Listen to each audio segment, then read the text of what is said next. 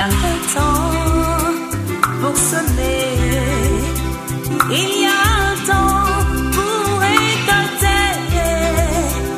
Quand le jour viendra, cela sera. Il y a un temps pour récolter. Quand le jour viendra, cela sera.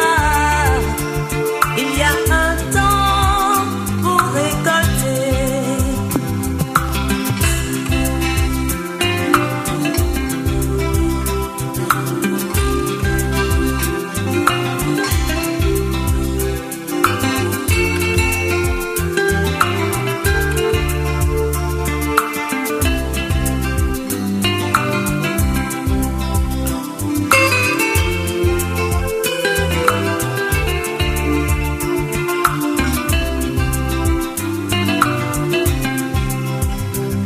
Il y a un temps pour s'endormir et un temps pour s'éveiller.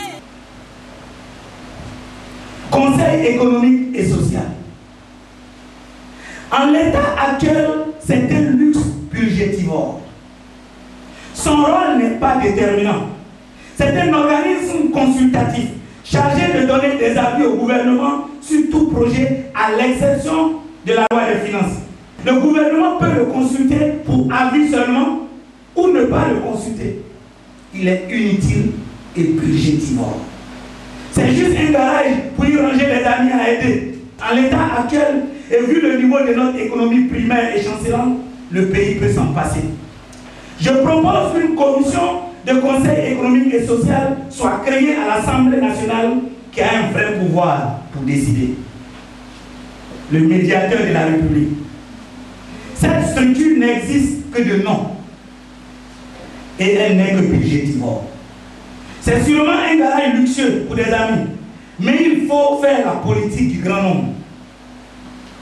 Où est passé le grand médiateur quand c'est le Burkina Faso qui assure et contrôle le faux dialogue direct?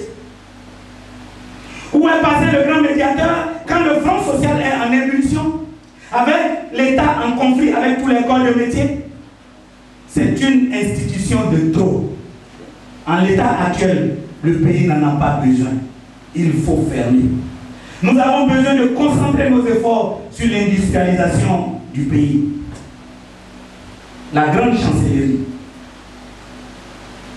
Le chancelier est un officier de la République, grand croix ou grand officier de l'ordre national, à qui est confiée la garde des sceaux. C'est aussi un titre de dignitaire et de fonctionnaire dépositaire de sceaux. En Côte d'Ivoire, c'est le ministre de la Justice qui est le garde des sceaux. Finalement, la grande chancellerie n'est réduite qu'à l'administration de l'ordre de la Légion d'honneur, c'est-à-dire reconnaître les mérites et distinguer ce que l'État trouve digne. Il faut supprimer toutes ces institutions budgétivores qui asphyxient les finances publiques. Chaque département ministériel doit faire le point des agents méritants de son département et le soumettre en conseil des ministres. Le conseil des ministres, en fonction des lois de l'ordre en vigueur, statuera et le président de la République avisera. Pendant que nous serons en train d'assainir les finances publiques, il faudra s'attaquer à une autre injustice à corriger. La trop grande différence entre les salaires de ceux qui travaillent et les salaires de ceux qui dirigent. L'économie se définit comme le système de production, de distribution et de consommation des richesses. La Côte d'Ivoire adoptera, sous mon impulsion, un système économique mixte dit socio-capitaliste. C'est faire du profit dans l'intérêt collectif et la justice sociale. La distribution des richesses, c'est être gentil que de dire que la distribution des richesses est mauvaise. En fait, elle n'existe pas. Les amis barons du baron, qui se fixent des salaires exorbitants, sont récompensés par des budgets d'institutions, de ministères ou des budgets de souveraineté. Le reste se trouve sur les comptes privés des individus, loin de nos frontières. La preuve est là, les inégalités sociales. Les masses laboureuses sont laissées pour compte quand les patrons qui tirent carrosse, qui roulent au fréon et qui dorment au fréon, s'en mettent plein les poches.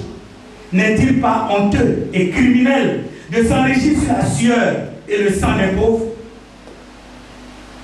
Les manœuvres et autres ouvriers peinent sous le soleil, dans la chaleur et les mauvaises odeurs, source de leur maladie incessante, et ils n'ont pas le minimum vital pour se nourrir, se vêtir et se soigner. Que devons-nous payer? Le travail effectué ou le diplôme?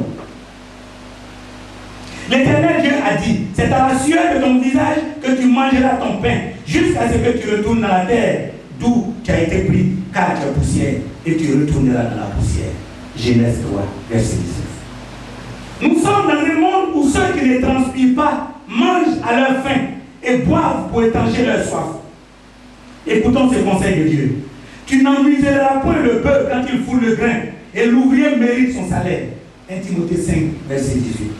Cette parole dit que le salaire de l'ouvrier doit être proportionnel à son travail et à l'effort fourni pour l'accomplir. Pour que la distribution des richesses soit équitable, nous n'occulterons pas les diplômes, mais il faut réduire ces écarts d'injustice et favoriser la masse ouvrière.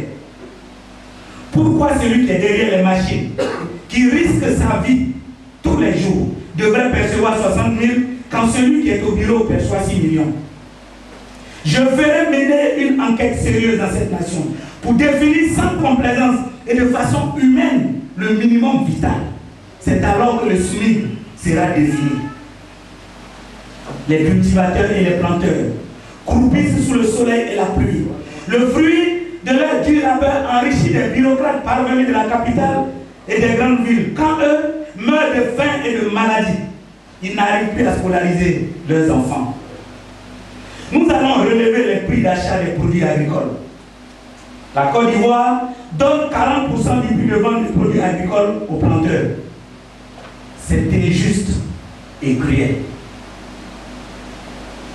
J'envisage de réduire au strict minimum les prélèvements parents fiscaux afin de relever le quota des planteurs entre 65 et 75%.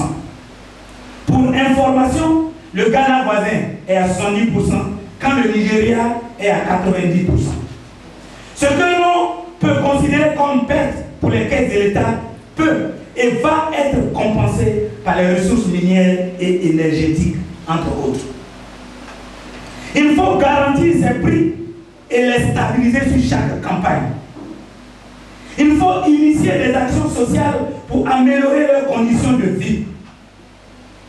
La carte d'identité du planteur, la carte d'identité de l'ouvrier et la carte d'identité du chômeur permettra de les identifier et leur donnera accès aux soins gratuits de santé ou à moindre coût et à la gratuité de l'école pour leurs enfants légitimes. La consommation. Il faut inciter les populations à consommer nos productions et trouver des mécanismes pour les obliger à consommer dans la joie. La solution, c'est de donner les moyens financiers à la grande masse des paysans, des ouvriers et des cadres moyens qui de coutume consomment local. La fuite des capitaux. Il est facile d'accuser inconsciemment l'Europe de nous asphyxier économiquement quand nos leaders et dirigeants de sociétés publiques, parapubliques, privées ou d'institutions d'État transfèrent malhonnêtement nos capitaux à l'étranger sur des comptes privés. Des individus sont hyper riches et les caisses de l'État vides. La population abandonnée à la maladie, à la mort, à la misère et à la pauvreté. Nos richesses servant à développer les superpuissances riches. Je veillerai à ce que ces capitaux reviennent au pays. Nous allons initier une loi qui ne les dépouillera pas totalement, mais qui ramènera cet argent volé dans les caisses de l'État pour profiter aux populations. Dieu nous aidera pour établir la justice. L'inflation. L'inflation, c'est la hausse des prix due à un déséquilibre entre l'offre et la demande, entre l'offre et la demande. Baisse de l'offre plus hausse de la demande égale hausse des prix. Ici, la solution se trouve à deux niveaux essentiels et sont le fruit de sacrifices que l'État doit consentir. baisse des taxes et autres prélèvements sur les produits, surtout les secteurs de grande consommation. Dans les domaines concernés, il faut une politique de production massive pour relever l'offre. Ce qu'il faut retenir, c'est que dans notre politique économique, nous aurons toujours à l'esprit, dans nos actions, à donner un peu à ceux qui n'en ont pas et qui manquent du tout, plutôt que d'ajouter à ceux qui en ont déjà. Ma politique de développement. Je trouve difficile que le développement parte d'Abidjan. Quand demain